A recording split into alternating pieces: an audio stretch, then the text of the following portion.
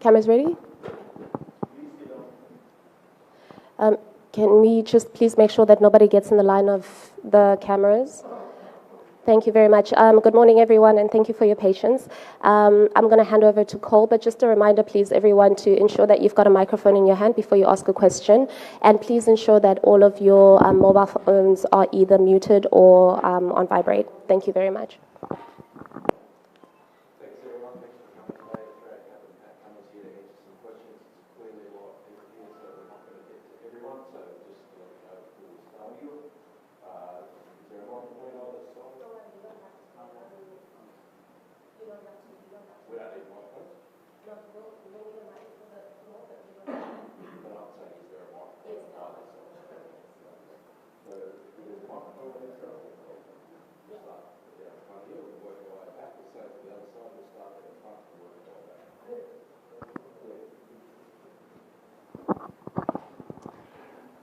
G'day, Pat. First questions first. Have you had a look at the pitch? Yeah, just had a look. And what did you make of it?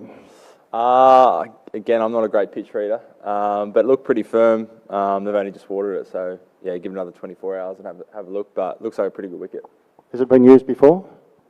Yes, I think Pakistan played someone there. So how do you expect it to play compared to Calcutta? Yeah, hard to know. I think it's been a bit more high scoring here throughout the tournament. Yeah, it's been a pretty good wicket, so yeah, hard to say. Pat, all the best for the final. People are already building it up as India coming hard at you for the 2003 revenge as well as the WTC final, which you also played as a captain and won it.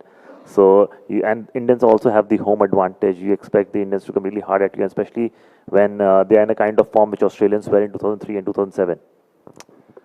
Yeah, I mean, neither player from both sides were there in 2003, so it feels a long time ago. But we know it's going to be a packed house. There's going to be 130,000 fans here supporting India. So it's going to be awesome. They've been playing really well, undefeated this tournament. But we know at our best we can give them a good shake. We've played them quite a lot over the last couple of years with success. So it's all building up for a nice final.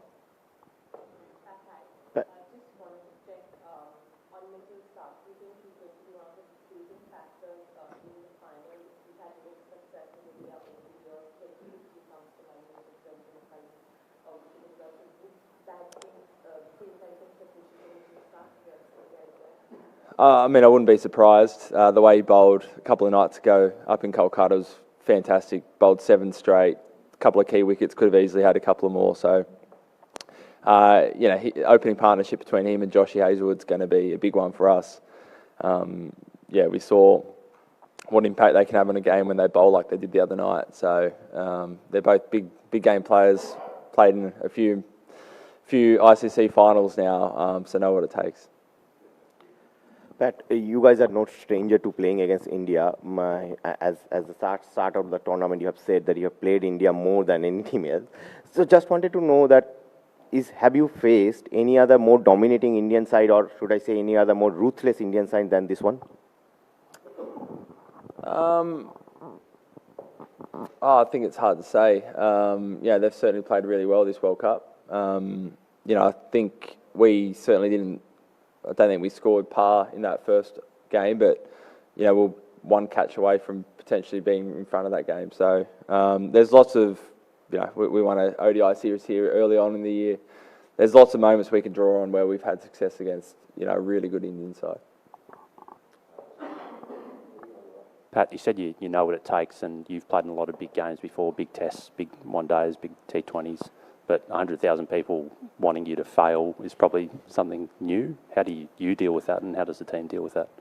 I think you've got to embrace it. The crowd's obviously going to be very one-sided, but it's also, in sport, there's nothing more satisfying than hearing a big crowd go silent, and that's the aim for us tomorrow.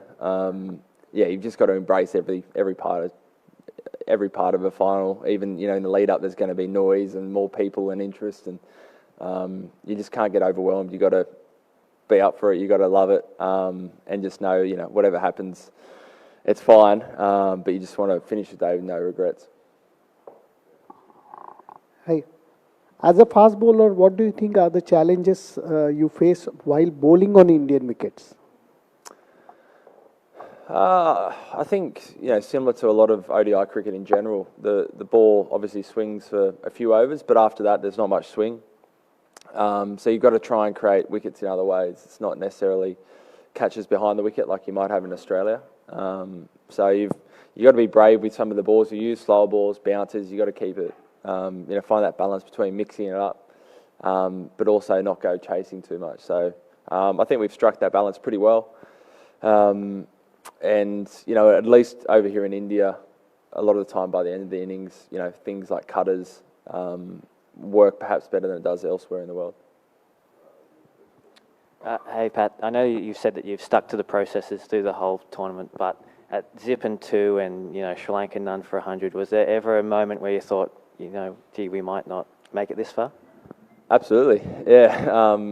The proposition at that stage was basically we had to be flawless to make it through to the semis, and fortunately we were. But yeah, absolutely, it's we knew we came up against two very good sides to start off with, but we were off the pace, so we knew that we had to change pretty drastically, and yeah, glad we did.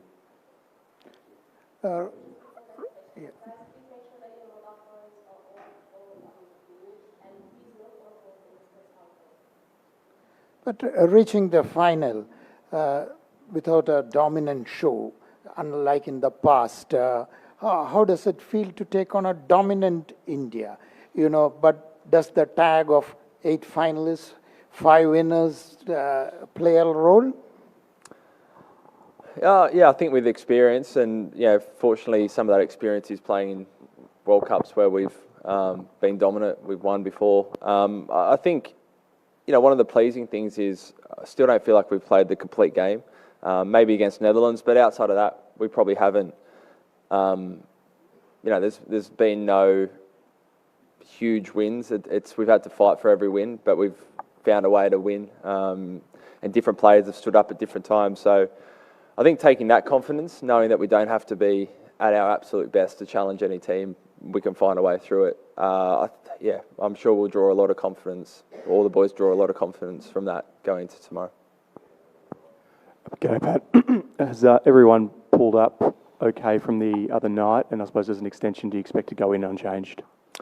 Yeah, everyone's fine. So no injury issues at all. So we'll, coaches and selectors haven't assessed the wicket, so they'll come down tonight, have a look, and we'll pick a team later tonight. Given the discussion in the lead up to the last game around Marnus and Stoyne, is there any scope, and I know you decide it later, but potentially that if it is more a batting-friendly wicket, that you could be tempted into going with the extra all-rounder? Potentially, yeah. Those are things we'll weigh up before every game. We're lucky we've got a 15-man squad who we feel anyone can step in and perform. They're all ready to go. Like every other game, we go through a process where coaches get together and chat through what they think or how they think the game's going to go about, and then the selectors obviously pick the final 11.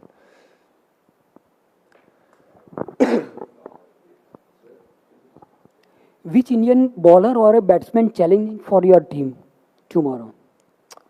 They're all pretty well rounded in all departments. The one guy that didn't play at the start of the tournament who's done really well is obviously Mohammad Shemi. He's a class bowler to right and left armers, so he's going to be a big one. But again, these are guys we've played a lot, so all our batters can draw on moments where they've taken on these bowlers and done well.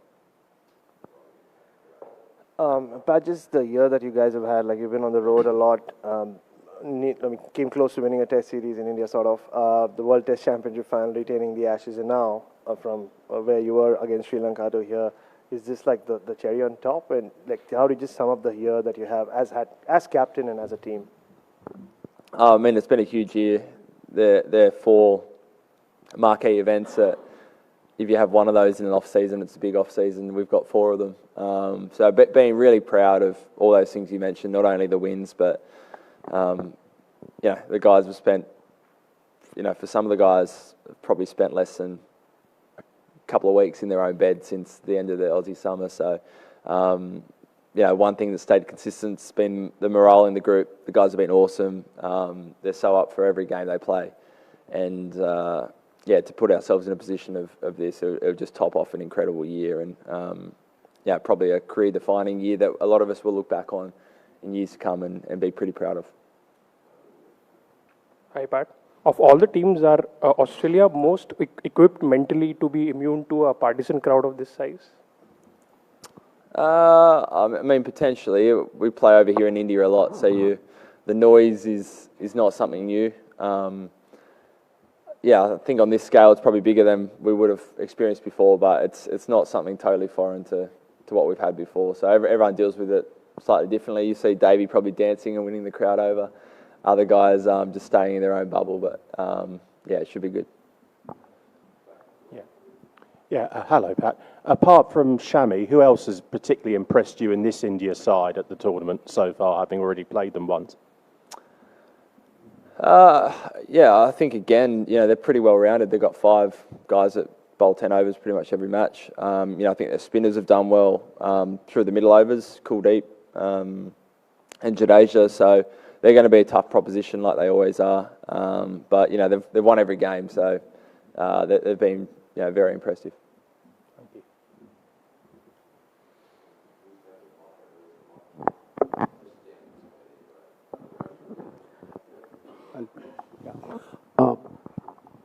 How much importance you give to pitch going into a match, and what if it suits to host side? And do you expect, looking into this pitch, do you expect any change in tactics from Indian side? Yeah, it's hard to say. It's obviously same for both teams. No doubt, playing on your own wicket, in your own country has some advantages, similar to wickets that you've been playing your whole life. But we've played a lot of cricket over here, so we'll wait and see. I think, of all the venues, perhaps this venue's, the toss isn't as important as, say, a Mumbai Wankhede Stadium or other venues. So we'll be ready in terms of anything they'll throw at us. We'll wait and see, but we'll make sure we have some plans. Weather has changed. The difference in temperature after sunset and before that is all 7 to 8 degrees. Do you think that will impact in any way, kind of you decide what to do first, to bat first, or on the wicket also? Will it impact you said the wicket is very firm, but will it impact? Because the difference in temperature is about 7 to 8 degrees. I think the biggest difference is the dew. This city and venue seems to have more dew than a lot of the other places we play. So perhaps that's something to think about ahead of tomorrow. Again, it might only be the last quarter of the game, but once that settles in and the ball's sliding on, it's quite different to, say, the first 20 overs where it might be swinging. So something to consider. I think you kind of got to weigh up, batting during the day when it might be a bit easier than under lights, but knowing that late in the second innings it could also slide on. Pat, if I take you back in 1999, Steve was mighty Australia, started the World Cup with 2 losses out of first 3, and then he made his famous remark, 7 to win to lift the trophy. So this time your team also started with 2 losses, and now you are in the final, 1 more to go. Do you find any similarity? I keep saying it's a long time ago, so we can't draw too many conclusions from that, but I'm happy to draw a conclusion from that one. So, I like it.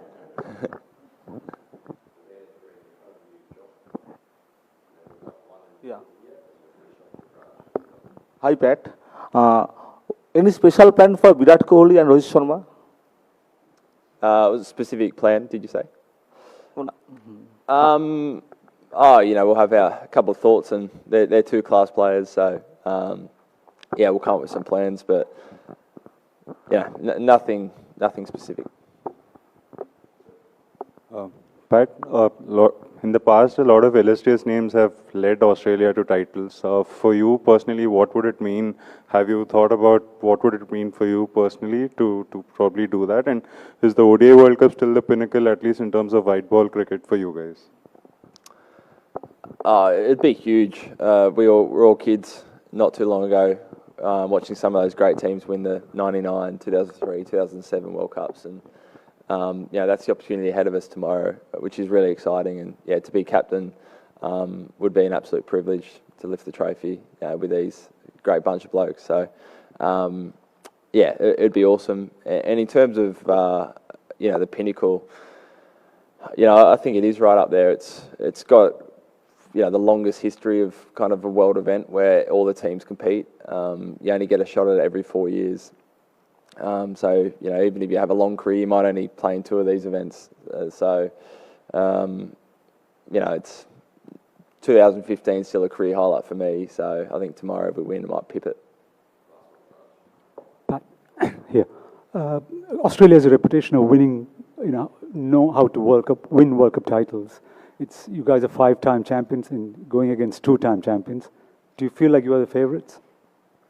Don't know about that. I think it's going to be an even match. I think you can make a case for either side. The good thing is I think we've got 6 or 7 guys that won it in 2015. So we know that feeling. Even more of the guys that were there in the T20 World Cup, different format, but pretty much everyone, at least a dozen of the 15 have won a World Cup and know what it takes and know that feeling and won't be afraid to go out there and be brave and take the game on. Thanks all.